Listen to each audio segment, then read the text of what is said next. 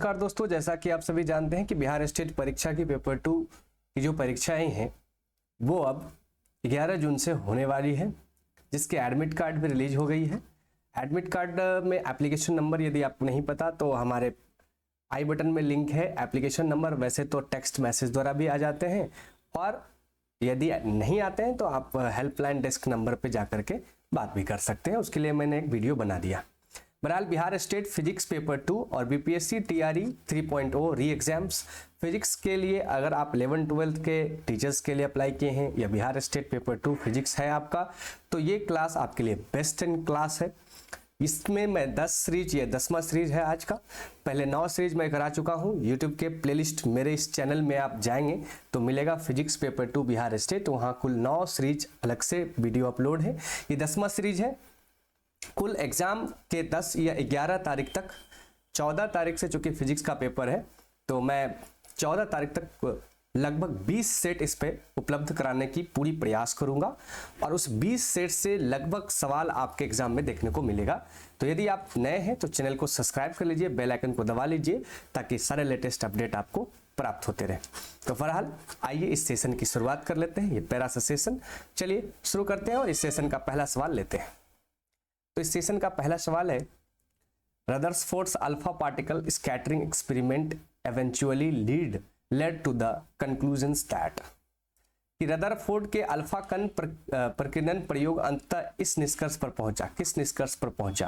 कि मास यानी द्रव्यमान और ऊर्जा आपस में संबंधित हैं, इलेक्ट्रॉन केंद्रक के चारों ओर रिक्त स्थान घेरते हैं, न्यूट्रॉन केंद्रक के अंदर तक दबे होते हैं, या पदार्थ से प्रतिघात के बिंदु को ठीक ठीक ज्ञात किया जा सकता है। दोस्तों, रदरफोर्ड साहब ने अल्फा कण प्रकीर्णन के द्वारा कि सोने की एक पतली चादर पर जब उस पर बौछार करा तो उन्होंने देखा कि ये जो पतली चादर है इस पर जैसे ही जैसे कण बौछार किया तो उन्होंने क्या देखा कि अधिकतर जो पार्टिकल हैं वो सीधे निकल जाते हैं, कुछ पार्टिकल डिस्टर्ब होते हैं और कुछ पार्टिकल्स रिटर्न हो जाते हैं।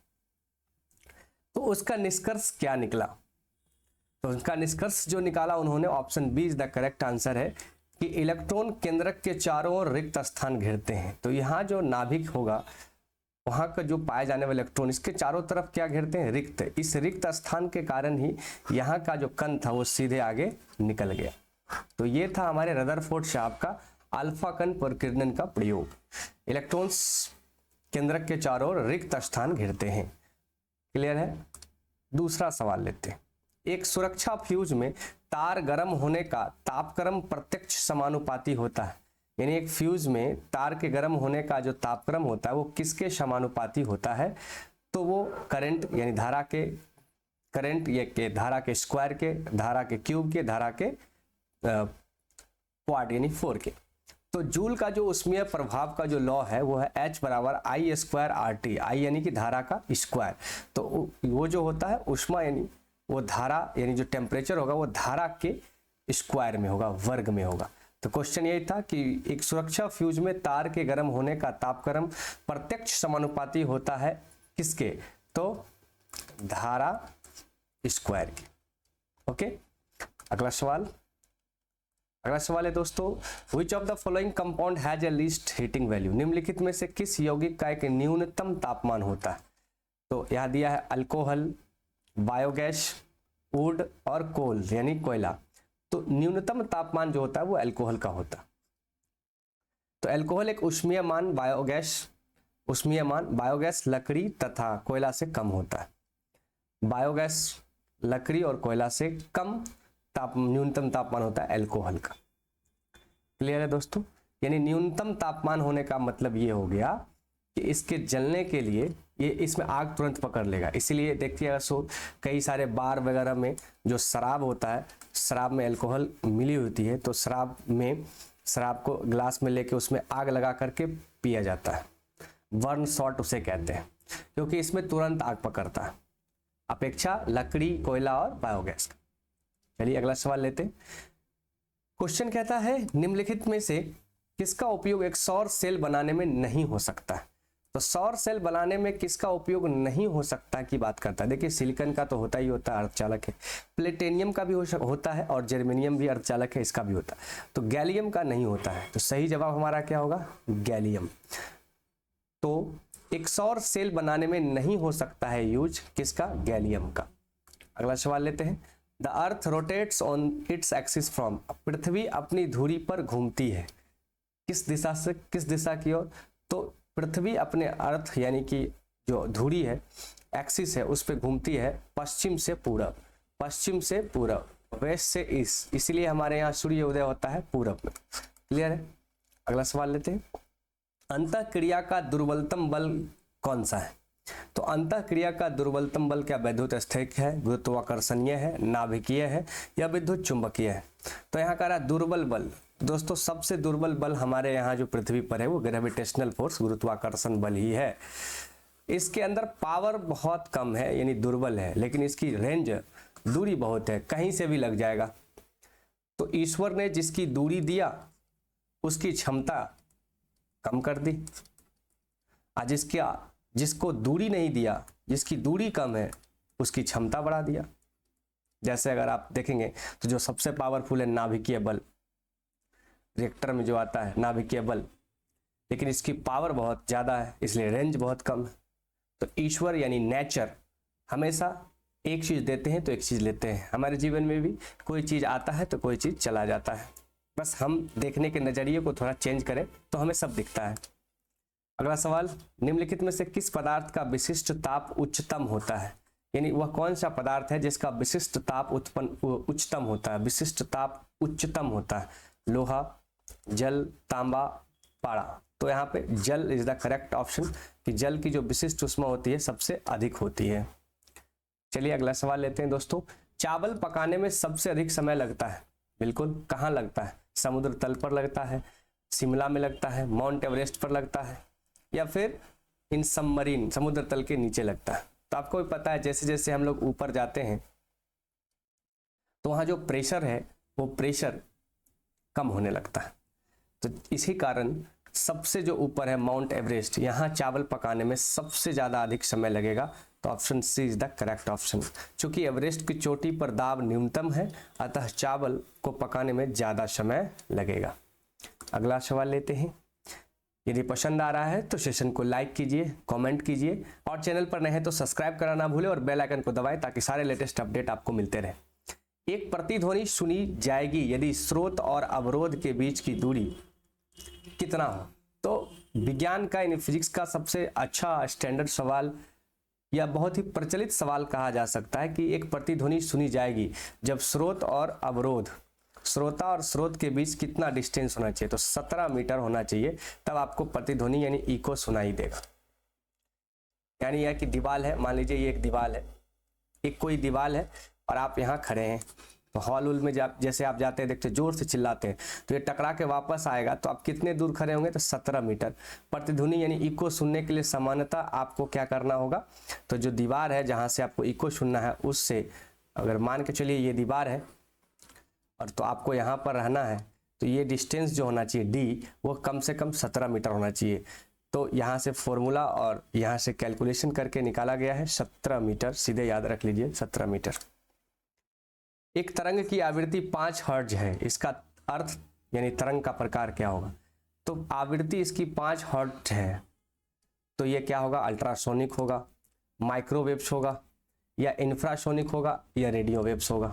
तो दोस्तों 5 हर्ट्ज से कम है तो ये अपसरब होगा, क्योंकि आपको पता है कि 20 हर्ट्ज से लेकर 20,000 हर्ट्ज तक की जो ध्वनि होती है वो श्रव्य तरंगे होती है, ऑडिबल होती है, हम लोग सुन सकते हैं। जबकि उसके नीचे जो होता है वो अपसरब होता है यानी इंफ्रासोनिक। तो सही जवाब क्या हो जाएगा, इंफ्रासोनिक। चलिए इसके डिटेल्स में कुछ देख लीजिए। 5 हर्ट्ज वाली तरंग इंफ्रासोनिक कही जाती है, 20 हर्ट्ज से कम इंफ्रासोनिक अपसरब है, यानी कि 20 हर्ट्ज से जैसे ही नीचे जाएंगे तो ये सब के सब क्या है, हमारा अवसरब तरंग है, अवसरब तरंग है, जिसे हम अंग्रेजी में इंफ्रासोनिक कहते हैं, इंफ्रासोनिक। क्लियर है। अगर 20 से 20,000 हर्ट्ज के बीच आएंगे तो ये हमें सुनाई देने वाली ध्वनि तरंगे हैं, जो सुनाई देती है, इसे ऑडिबल या श्रव्य तरंगे कहते हैं।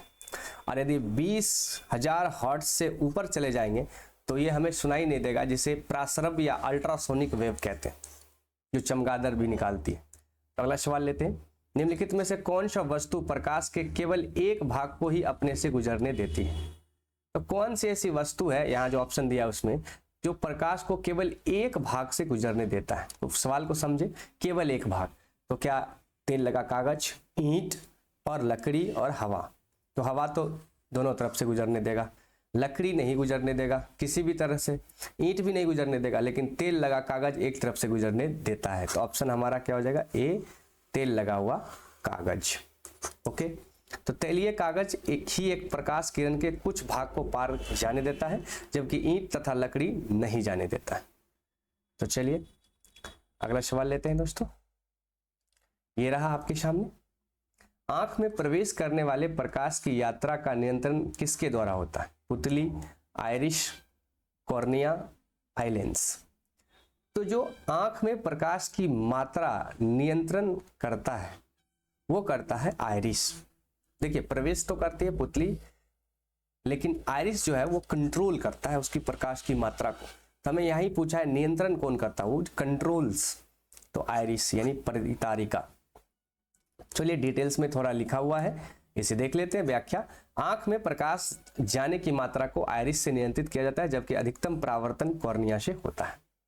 अगला सवाल लेते हैं, एक आवर्धक लेंस में होता है, बिल्कुल एक जो मैग्नीफाइंग ग्लास होता है उसमें जो कंप्राइज किया जाता है वो आवर्धक लेंस, वो होता है हमारा कॉन्वेक्स, कॉनकैव, कॉनमिरर।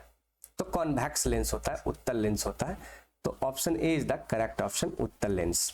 तो सामान्यतः एक उत्तल लेंस से आवर्धक लेंस बनाया जा सकता है। अगला सवाल, निम्नलिखित में से वेक्टर राशि का चयन करें। वेक्टर राशि, तो विद्युत विभव, विद्युत वाहक बल, विद्युत ऊर्जा, विद्युत स्थैतिक बल, कौन सी वेक्टर राशि है? तो विद्युत विभव जो है वो हमेशा उच्च विभव से निम्न विभव की ओर जाती है, इसलिए हमारा जो वेक्टर राशि हो जाएगा वो है इलेक्ट्रिक पोटेंशियल विद्युत विभव, यानी option A is the correct answer. व्याख्या में भी देखिए यहाँ पे लिख दिया गया है कि विद्युत विभव सदैव उच्च विभव से निम्न विभव की ओर जाती है, इसलिए ये वेक्टर राशि है। अगला सवाल, रेडियो तरंगे भवनों के चारों ओर तत्परता से विवर्तित हो जाती है, विवर्तित हो जाती है यानी डिफ्रेंशिएट हो जाती है, जबकि प्रकाश तरंगे भवनों के चारों ओर नग्न रूप से विवर्तित होती है। ऐसा इसलिए होता है क्योंकि रेडियो तरंगे, क्योंकि जो ध्वनि तरंगे हैं वो क्या करती है, तो जो रेडियो तरंगे है वो, ऐसा क्या होता है कि जो रेडियो तरंग है वो आ जाती है भवनों के चारों ओर से, लेकिन प्रकाश नहीं आ पाती है। तो इसका कारण क्या, समतल ध्रुवित होती है, ऑप्शन ए। करीब करीब एक बरनी होती है, बी। प्रकाश तरंगों की अपेक्षा अधिक लंबी तरंगदैर्घ्य वाली होती है, प्रकाश तरंगों की अपेक्षा अधिक लंबी तरंगदैर्घ्य वाली होती है। प्रकाश तरंग की अपेक्षा अधिक छोटी तरंग नहीं, छोटी होगी तो कहां से आई? तो ये तीनों ऑप्शन नहीं होगा, option C is the correct answer हो जाएगा, क्योंकि जो रेडियो तरंगे या ध्वनि तरंगे होती है उसकी तरंगदैर्घ्य बहुत लंबी होती है, जिसके कारण वो भवनों के चारों ओर से पार करके आ जाता है। यही कारण है कि आप एक दूसरे कमरे में बैठे हैं तो उस कमरे से आवाज आ जाती है लेकिन लाइट्स नहीं आती हैं। तो यहाँ का लिखा हुआ डिटेल्स, रेडियो तरंगे किसी बड़ी इमारत से सीधे विवर्तित हो जाती है, जबकि प्रकाश किरणें नकारात्मक रूप से विवर्तित होती है। तो रेडियो तरंगों की तरंगदैर्घ्य प्रकाश तरंगों से बड़ी होती है। चलिए अगला सवाल लेते हैं दोस्तों, एक सेल की शुद्ध ईएमएफ मापन का सर्वश्रेष्ठ उपकरण क्या है? इलेक्ट्रोमोटिव फोर्स, विद्युत वाहक बल, ईएमएफ को नापने के लिए सबसे अच्छा है विभव मापी, ए पोटेंशियोमीटर, एक विभव मापी, option C is the correct answer. Voltmeter से तो वोल्ट मापते हैं, एमीटर से तो जानते ही आप विद्युत, लेकिन ये हमारा कह रहा है ईएमएफ किसे मापते हैं आप? तो ईएमएफ को मापने का सर्वश्रेष्ठ उपकरण जो है हमारा विभव मापी है। किसी सेल का विद्युत वाहक बल ज्ञात करने के लिए विभव मापी का इस्तेमाल करते हैं, यानी कि पोटेंशियोमीटर का इस्तेमाल करते हैं। अगला सवाल है, निम्नलिखित में से भूपर पट्टी में दूसरी बहुलता से पाई जाने वाली धातु कौन सी है? यानी कह रहा है कि भूपर पट्टी में दूसरा नंबर में पाया जाने वाला हो और वो भी क्या हो, धातु हो। तो कॉपर, एल्युमिनियम, लोहा, जिंक। तो भाई एल्युमिनियम तो वो प्रथम स्तर पर है, फर्स्ट लेवल पर है, और सेकेंड नंबर पर है आपका लोहा। तो option C is the correct answer, लोहा। थोड़ा डिटेल्स देख लेते हैं। भूप्रपट्टी में सर्वाधिक मात्रा में पाए जाने वाले धातु एल्युमिनियम है, बिल्कुल। पृथ्वी में सर्वाधिक मात्रा में पाए जाने वाले धातुओं में लोहा द्वितीय स्थान पर है, यानी आयरन प्रकृति में संयुक्त अवस्था में मिलता है। तो इसका एक ट्रिक आता है, ओ सियाल फेकोना। तो ऑस्मियम नहीं, ओ से ऑक्सीजन लिखते हैं, ऑक्सीजन, सिलिकॉन, और उसके बाद एल्युमिनियम और लोहा। तो देखिए ऑक्सीजन और सिलिकॉन तो अधातु है, ऑक्सीजन तो तत्व है, धातु ना अधातु है। तो एल्युमिनियम नंबर 1 धातु है, और उसके बाद क्या आ जाता है, लोहा। तो नंबर 1 एल्युमिनियम, नंबर 2 ये। लेकिन अगर कहे कि भूप्रपट्टी पर सर्वाधिक कौन सा तत्व पाया जाता है, तो ऑक्सीजन। थोड़ा सा ग्राफ से समझते हैं। ये देखिए हमारे सामने ग्राफ, इसको थोड़ा जूम आउट कर लेते हैं और समझने का प्रयास करते हैं। तो ये जो ये ग्राफ है दोस्तों, तो यानी कि ये ऑक्सीजन है, ये 46% ऑक्सीजन है हमारे पृथ्वी पर, लेकिन ये हमारा तत्व है, तो धातु अधातु नहीं है। फिर आता है सिलिकॉन जो कि 27% के आसपास है। ये देखिए 27%, ये वाला मामला सिलिकॉन। लेकिन ये क्या है, अधातु है, नॉन मेटल है। लेकिन आपसे सवाल क्या पूछा था, मेटल। तो एल्युमिनियम देखिए 8% है, तो एल्युमिनियम 3 नंबर पर है वैसे, लेकिन अगर धातु की कैटेगरी में देखेंगे तो ये नंबर 1 पर है। उसी तरह आयरन है तो चौथे नंबर पर, लेकिन धातु की कैटेगरी में दूसरे नंबर पर। यही हमसे सवाल पूछा था कि द्वितीय स्थान पर कौन है, तो वो है हमारा Fe यानी कि लोहा। उसके बाद कैल्शियम है, सोडियम है, पोटेशियम है, मैग्नीशियम है, अदर्स। तो यहाँ ऊपर से ही तो अक्सर कई बार ये दोनों पूछे जाते हैं, क्योंकि ये मेटल्स हैं, ये नॉन मेटल्स है, और ये तत्व है ऑक्सीजन। अगला सवाल लेते हैं। 1 वाट घंटा बराबर होता है, तो 1 वाट घंटा बराबर होता है 3.6 × 10⁻³ जूल के। Option A is the correct answer है। ये 2 जूल है तो ये होगा नहीं, ये 4.2 तो होगा नहीं, 1 HP बराबर 746 वाट होता है, तो ये भी नहीं होगा। अब हमारा सही जवाब होगा ए, 3.6 × 10⁻³ जूल। 1 वाट आवर यानी कि 1 जूल पर सेकेंड गुने 60 को 60 से गुना करेंगे तो 3600 जूल आएगा, जिसे हम इस फॉर्मेट में 3.6 × 10⁻³ जूल लिखते हैं। अगला सवाल, एक थर्मामीटर बनाने में बिल्कुल एक थर्मामीटर बनाने में एक ऐसे तत्व का उपयोग आवश्यक है जो तापक्रम के साथ फैलता है, विल नॉट फ्रीज हिमभूत ना होता हो, विल नॉट बॉयल उबलते नहीं हो, undergoes same change when heated और कोल्ड, जब गर्म या ठंडा किया जाए तो उसमें समान परिवर्तन हो। बिल्कुल ऐसा ही पदार्थ चाहिए। Option D is the correct answer.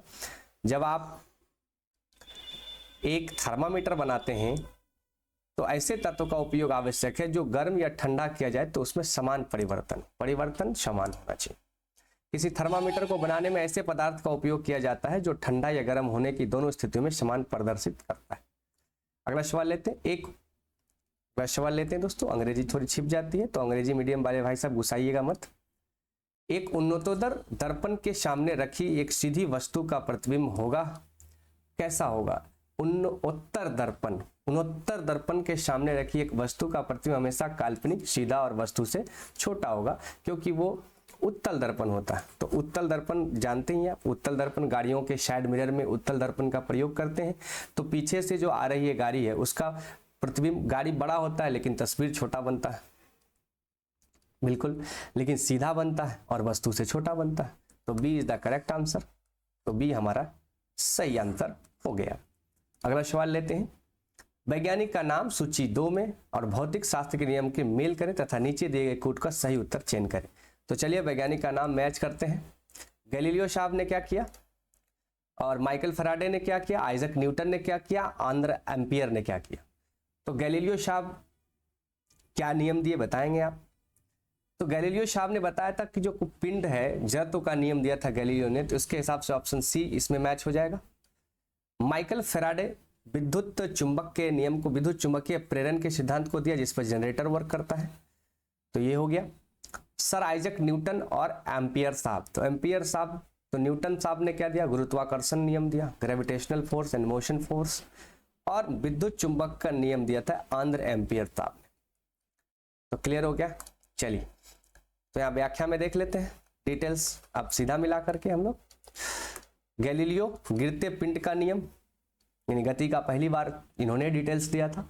Michael फ्राडे विद्युत चुंबकीय प्रेरण का सिद्धांत, और न्यूटन साहब गुरुत्व का, गुरुत्वाकर्षण नियम, बल का नियम, गति का नियम इन्होंने भी बाद में दिया। एम्पियर विद्युत चुंबकीय नियम दिया इन्होंने। अगला सवाल, एक लिफ्ट में सवार एक लड़के का आभासी भार यानी कि वर्चुअल वेट उसके वास्तविक भार से कम होगी। आभासी भार जो है वो वास्तविक भार से कम होगी। कब कम होगी भाई? तो आप देखेंगे ऊपर की दिशा में त्वरण के साथ गतिमान, जब ऊपर जाता है तो भार बढ़ा हुआ मालूम होता है, तो ये तो यहाँ हमसे कम पूछ रहा है। स्थिर वेग से ऊपर की ओर गतिमान हो, स्थिर वेग से कैसे गतिमान होगा भाई? ये तो ऑप्शन ही गलत है। स्थिर वेग से नीचे की ओर गतिमान हो, ये भी नहीं होगा। त्वरण के साथ नीचे की ओर गतिमान हो, बिल्कुल।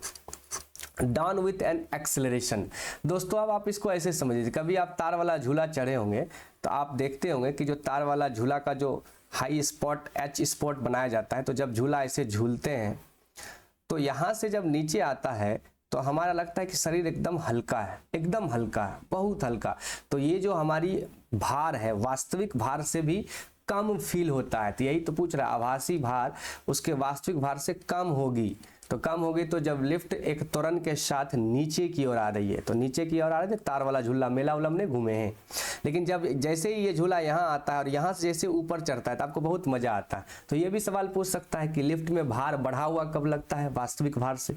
तो जब त्वरण के साथ कैसे कहाँ जा रहा हो, ऊपर जा रहा हो। तो चाहे झूला पूछे या लिफ्ट पूछे, बात एक ही है। चलिए अगला सवाल लेते हैं।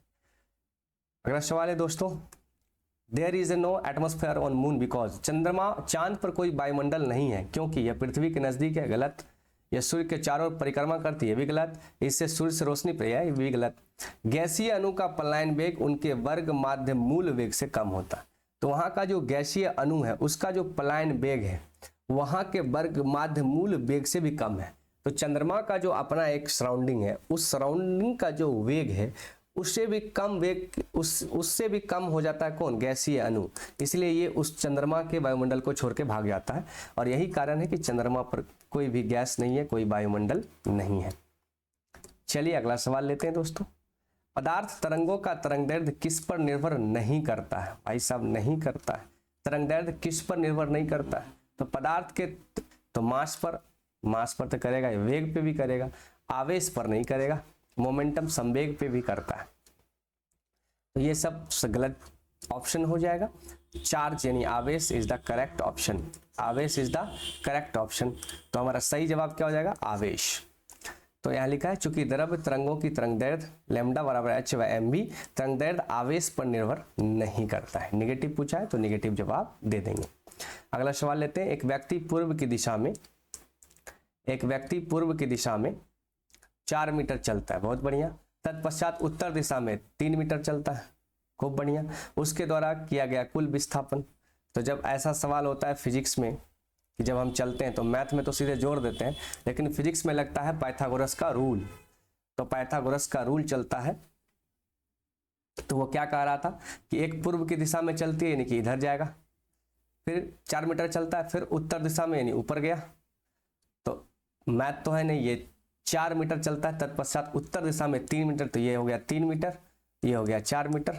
तो यहाँ से यहाँ खींच दीजिए और सीधे निकालिए पाइथागोरस का फॉर्मूला। पाइथागोरस प्रमेय के अकॉर्डिंग निकालेंगे तो ये होगा 4 का स्क्वायर, ये हो जाएगा 3 का स्क्वायर। तो 4 चौका 16 और 3 चौका 9, 3 तिया 9, 16 9 25 और रूट में 25 आएगा तो निकल जाएगा बाहर 5। तो 5 मीटर इसका आंसर होगा, ऑप्शन बी पे है, देख लीजिए। नीचे कैलकुलेशन भी किया हुआ, वैसे मैं आपको समझा पाया हूं। यदि समझा पाया हूं तो वीडियो को लाइक कीजिए, कमेंट कीजिए, शेयर कीजिए। चलिए अगला सवाल लेते हैं। जब कोई वस्तु सुपरसोनिक चाल से गतिमान होता है तब वस्तु की चाल तथा ध्वनि की चाल का अनुपात क्या होता है? भाई साहब खतरनाक सवाल। सुपरसोनिक चाल से तो ध्वनि की चाल और वस्तु की चाल दोनों मैक नंबर में दिखाते हैं। किस में दिखाते हैं? मैजिक नंबर में। तो जादू का नंबर, एफ नंबर कुछ नहीं, रोनाल्डो का नंबर क्या, फुटबॉल थोड़े खेलना भाई। तो मैक नंबर्स में दिखाते हैं। Option A is the correct answer, Mach number में। यानी कि पिंड का वेग यानी किसी वस्तु का वेग और फिर उसका ध्वनि का वेग, दोनों को भाग देते हैं तो क्या निकलता है, मैक संख्या, मैक नंबर। इनमें से कौन सी परिघटना ध्वनि तरंगों में नहीं घटती है? तो भाई ध्वनि तरंग में पोलराइजेशन नहीं घटता है, ये लाइट में घटता है भाई। सीधे देखते आंसर मारिए, सबसे एकदम खटाखट मारिए आंसर। ध्रुवन की प्रक्रिया ध्वनि तरंग में नहीं होती है, क्योंकि ध्वनि तरंगे स्पीडन और विरलन के रूप में चलती है। ध्वनि तरंगों अनुदैर्ध्य प्रकृति की होती है, तो पोलराइज्ड ये ध्वनि तरंगों में नहीं होती है। कई बार ये सवाल पूछा गया है, तो ध्यान से रखिए, एक बार में जवाब दीजिए। अगला सवाल लेते हैं, किरचॉफ्स का विद्युत धारा नियम आधारित है। तो किरचॉफ्स का जो विद्युत धारा का जो नियम है वो धारा और आवेश के संरक्षण पर आधारित है, द्रव्यमान पर नहीं, द्रव्यमान पर। संवेग संरक्षण का नियम भी नहीं है, इनमें से कोई नहीं। ऑप्शन ए धारा एवं आवेश के संरक्षण पर आधारित है। तो किरचॉफ का विद्युत धारा संबंधी नियम आवेश एवं विद्युत धारा संरक्षण नियम को प्रदर्शित करता है। अगला सवाल लेते हैं, ट्रांसफार्मर का कोड यानी कि कोर किसका बना होता है? तो नर्म लोहा का बना होता है, ये तो आप सबको पता है। इसी नर्म लोहा के यानी Fe के बनने के कारण ट्रांसफार्मर में एक लॉस होता है जिसे हिस्टेसिस लॉस कहते हैं, हिस्टेसिस लॉस, और जिसे शैथिल्य हानि। देखिए यहाँ लिखा है ट्रांसफार्मर का कोर नर्म लोहा का बना होता है जिसे उसमें शैथिल्य हानि यानी हिस्टेसिस लॉस भी होता है। तो कभी कभी ये भी पूछेगा कि हिस्टेसिस लॉस किसके कारण होता है? तो लोहा के कारण, क्योंकि उसका जो ट्रांसफार्मर का क्लॉड होता है लोहे की पत्ती का बना होता है। कभी आप ट्रांसफार्मर खोल के ऐसे देखेंगे तो अंदर अंदर ऐसे पत्ती पत्ती बना रहता है, यही वह नरम लोहा से बना होता है।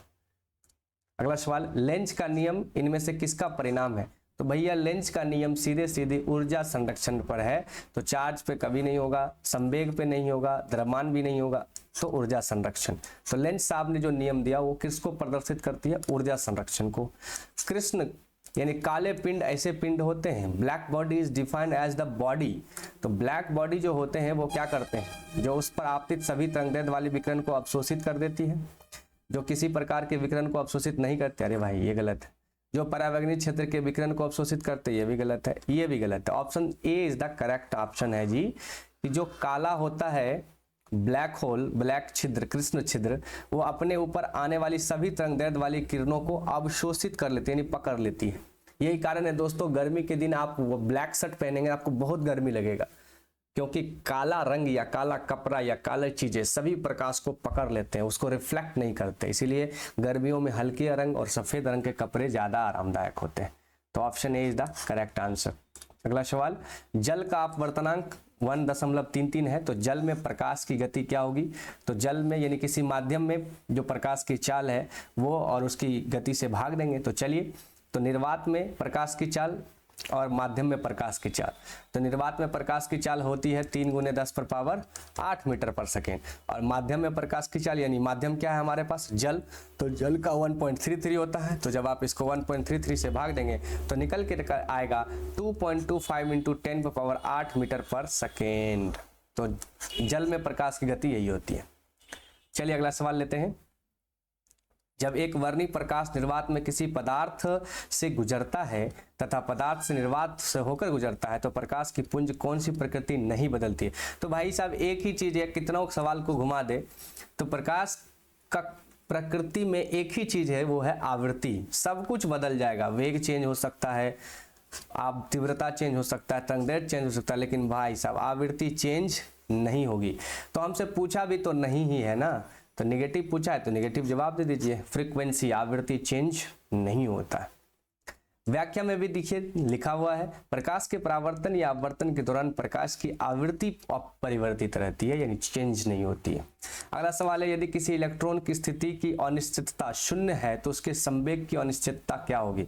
तो भाई जब इलेक्ट्रॉन की स्थिति की अनिश्चितता 0 है, जब अनिश्चितता ही 0 है, यानी कि जो डेल्टा एक्स होगी वो जब 0 हो जाएगी तो ये हो जाएगा इन्फिनाइट, यानी अनंत हो जाएगा। अगला सवाल, हाइजेनबर्ग का जो अनिश्चितता का सिद्धांत है, अब यह भी सवाल पूछा जा सकता है कि अनिश्चितता का सिद्धांत किसने दिया?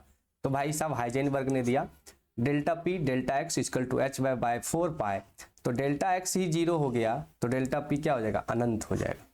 अगला सवाल ये रहा आपके सामने। क्वेश्चन कहता है डी ब्रॉगली का समीकरण क्या है? तो डी ब्रॉगली का जो समीकरण है, डी ब्रॉगली साहब ने जो इक्वेशन दिया उसको आप याद कर लें, सीधी सीधी बात। तो डी ब्रॉगली का साहब का है जो लैम्डा बराबर h/mv, तो इसको सीधे याद कर लिए, लैम्डा h/mv, h/mv, h/mv तरंगदैर्ध्य, p समवेग, इलेक्ट्रॉन का वेग भी m द्रव्यमान।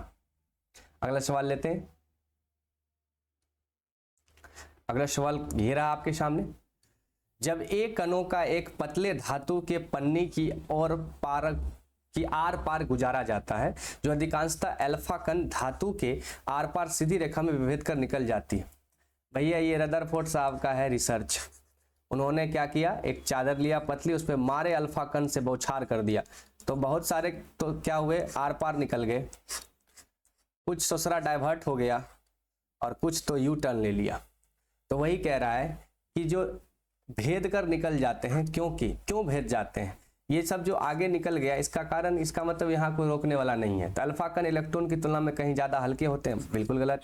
अणु का अधिकांशतः भाग रिक्त है, बिल्कुल सही बात। Most part of the atom is empty, space of इम्पैटी।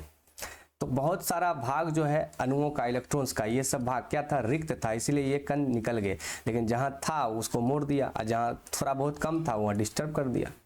यही तो था रदरफोर्ड साहब का रिसर्च। ये देखिए, ये पूरा पिक्चर में बनाया हुआ है रदरफोर्ड साहब का। तो इसको आप आसानी से देख सकते हैं दोस्तों पिक्चर फॉर्मेट में। रदरफोर्ड साहब ने ये जो अल्फा कण मारा, तो ये बहुत सारे कण क्या हुए, सीधे निकल गए। तो ये जो सीधे निकल गए, इसका मतलब ये पूरा स्पेस क्या है, खाली है। लेकिन कुछ को टर्न आउट किया और कुछ को यू टर्न कर दिया। तो इसी हिसाब पर रदरफोर्ड साहब ने अपना एक सिद्धांत दिया। क्या दिया, तो अधिकतर अल्फा कण धातु की पन्नी को पार करके एक सीधी रेखा में चले जाते हैं। यह प्रदर्शित करता है कि परमाणु में अधिकांशतः रिक्त हैं, यानी कि खोखला है। यही सवाल पूछा था ना। दूसरा क्या इन्होंने सिद्धांत दिया कि अल्फा कण अपने मूल पथ से थोड़ा विचलित हो जाते हैं। इसका मतलब परमाणु के केंद्र में धनावेशित भाग है जो अति सूक्ष्म स्थान घेरे हैं, थोड़ा बहुत घेरा हुआ है, इसीलिए डिस्टर्ब कर देता है। और वही डिस्टर्ब, ये देखिए, ये जो डिस्टर्बिंग हुआ है, ये सारे डिस्टर्ब को दिखाता है, ये डिस्टर्ब, ये डिस्टर्ब। चलिए, तीसरा सिद्धांत इन्होंने दिया कि बहुत कम अल्फा कण हैं जो 90 डिग्री के कोण से अधिक कोण पर विक्षेपित हो जाते हैं। यह प्रदर्शित करता है कि परमाणु के केंद्र में जो अति सूक्ष्म धनावेशित भाग है वह भारी और दृढ़ रिजिड है। तो अल्फा कण प्रकीर्णन प्रयोग से निष्कर्ष निकाला गया कि परमाणु का कुल धनावेश और लगभग समस्त द्रव्यमान परमाणु के केंद्र में एक अति सूक्ष्म स्थान पर संचित है। यानी कि कुल मिलाकर इन्होंने क्या कहा, परमाणु के केंद्रीय भाग को, जिसमें परमाणु का कुल धनावेश और लगभग समस्त द्रव्यमान संकेंद्रित भार परमाणु का नाभिक यानी न्यूक्लियस कहलाता है। तो सबसे पावरफुल कौन हो गया, न्यूक्लियस। तो ये रहा दोस्तों, ये न्यूक्लियस, क्योंकि यहाँ जो अल्फा कण आया उसको सीधे भगा दिया, भागे यहाँ से सीधे। तो इसका मतलब सारा पावर कहाँ लेके बैठा है, न्यूक्लियस में लेके बैठा है। उम्मीद करते हैं आप समझे होंगे। चलिए आगे बढ़ते हैं सेशन में। सेशन का अगला सवाल है, the truth table show as for the which gate. यह जो सत्यता सारणी है वो किस गेट को प्रदर्शित करता है। तो दोस्तों A B equal to Y, और सब देखिए यहाँ सब 0 है, 0 है, 0 है, एक 1 है, तो ये एंड गेट को प्रदर्शित करता है। तो मैंने पहले भी कहा है कि गेट पर एक पूरा लेक्चर्स हम ले लेंगे जिसमें सारे गेट्स के बारे में आपको अलग से बता दिया जाएगा। तो चैनल को सब्सक्राइब कर लीजिए और बेल आइकन दबा दीजिए, क्योंकि गेट पर और ट्रांसफार्मर पर 2-3 ऐसे पॉइंट हैं जिस पर हम वीडियो लेकर के सेपरेटली लाएंगे 1-2 दिन के अंदर, जो आपको एकदम पूरा कंसेप्ट क्लियर कर देगा। चलिए अगला सवाल लेते हैं। इनमें से कौन सी धातु पन्नी एक अर्धचालक है। तो कौन सा एक अर्धचालक है, एल्युमिनियम। ये तो भाई साहब अर्धचालक नहीं है, तो पूरा चालक है क्योंकि धातु है। सिलिकॉन, बिल्कुल। टंगस्टन नहीं है, पेरोसिलिन नहीं है, तो सिलिकॉन क्या है, एक अर्धचालक है। जर्मेनियम और सिलिकॉन एक अर्धचालक है, सीधी सीधी बात है। अगला सवाल, प्लांक नियतांक का मात्रक इनमें से किसके समान होगा। तो प्लांक नियतांक का जो मात्रक होता है वो होता है फोर्स, डिस्टेंस और टाइम। तो डी में देखेंगे तो डी देखिए, फोर्स टाइम है, ये गलत है, फोर्स स्पीड है, फोर्स डिस्टेंस है। तो फोर्स, डिस्टेंस एंड टाइम, ये द सही जवाब है, फोर्स, डिस्टेंस एंड टाइम। तो यहाँ पर देखिए डिटेल्स में फोर्स, डिस्टेंस और टाइम। तो फोर्स यानी कि बल, न्यूटन, डिस्टेंस यानी मीटर, और टाइम यानी सेकेंड, तो जूल पर सेकेंड। चलिए अगला सवाल लेते हैं। सवाल है, गामा रेज आर, गामा किरणें होती है, बिल्कुल होती है। उच्च ऊर्जा वाली विद्युत चुंबकीय तरंग, उच्च ऊर्जा वाले इलेक्ट्रॉन, उच्च ऊर्जा वाले प्रोटॉन, मेसोन। नहीं, ये ऑप्शन ए हमारा सही होगा कि जो गामा रे होती है वो उच्च ऊर्जा वाली विद्युत चुंबकीय तरंग होती है। क्लियर हो गया, जिसका तरंग दैर्घ्य 10⁻⁻13 मीटर से 10⁻10 के बीच होता है। ये मनुष्य के लिए बहुत हानिकारक होता है भाई गामा रे, हड्डी बड्डी सब छेद देता है भाई साहब। तो ये जो सेशन था वो आज समाप्त होती है। ये आप अभी जो सेशन पढ़ रहे थे वो फिजिक्स बिहार स्टेट और बीपीएससी तैयारी री एग्जाम का 10वां सेशन था। इससे पहले जो 9 सेशन हुए हैं वो भी हमारे यूट्यूब चैनल के प्लेलिस्ट में उपलब्ध है, आप वहां जाकर देख सकते हैं। इसके अलावा आपको पसंद आ रहा है तो लाइक कीजिए, सब्सक्राइब कीजिए हमारे चैनल को और लेटेस्ट अपडेट पाने के लिए बेल आइकन को जरूर से जरूर हिट कर दीजिए। तो ये फिजिक्स की बात हो रही है। इसी चैनल पर हम आर्ट ऑफ टीचिंग का भी क्लास ले रहे हैं जिसका 13वां सीरीज चल रहा है और आर्ट ऑफ टीचिंग में भी एकदम बहुत ही टॉप क्लास के सवाल हैं। एक बार आप अवश्य देखिए, फिर अगर आपको लगेगा कि नहीं स्तरीय या लेवल्स का सवाल नहीं है तो आप आराम से जा सकते हैं, कहीं भी पढ़ें, कोई दिक्कत नहीं है, लेकिन एक बार जरूर देख के जाएं। हर जगह देखते हैं, एक बार यहाँ भी देख के जाएं। आर्ट ऑफ टीचिंग के लिए भी प्लेलिस्ट हमारे यूट्यूब चैनल में है, वहां आप जाके देख सकते हैं। उसके अलावा बिहार स्टेट का जो एप्लीकेशन नंबर कैसे निकाले, एडमिट कार्ड वगैरह में जो समस्या हो रही है उसके लिए भी हेल्प के लिए हमने इस वीडियो बना दी है, जो अभी आपको लिंक पे शो हो रहा होगा, आपके मोबाइल स्क्रीन पे अभी शो होगा आपके साथ। तो उसका भी प्लेलिस्ट आप चेक कर सकते हैं कैसे निकालें, अगर अभी तक आपने नहीं निकाला है तो। वैसे तो टेक्स्ट मैसेज आपको आए ही होंगे, नहीं आए हैं तो फिर आप ईमेल के जरिए या टेलीफोन के जरिए कर सकते हैं। अगला है कि रोजगार समाचार भी हमारे इस चैनल पर आते रहते हैं। तो जो जून का फर्स्ट वीक का जो भी गवर्नमेंट का जॉब निकला है, जो भी सरकारी नौकरी निकली है, जो कि हमने एम्प्लॉयमेंट न्यूज भारत सरकार से कवर किया है, तो वो भी अपडेट यहाँ आते रहते हैं। इसलिए चैनल को सब्सक्राइब करके आप बेल आइकन को दबा दीजिए ताकि सारे लेटेस्ट अपडेट आपको मिलते रहे। तो अंत में एक बार फिर से रिक्वेस्ट करेंगे, चैनल को सब्सक्राइब कीजिए, बेल आइकन को हिट कीजिए। अपना और अपनों का ख्याल रखिए। नमस्कार, आज के लिए इतना ही। जय हिंद, जय भारत।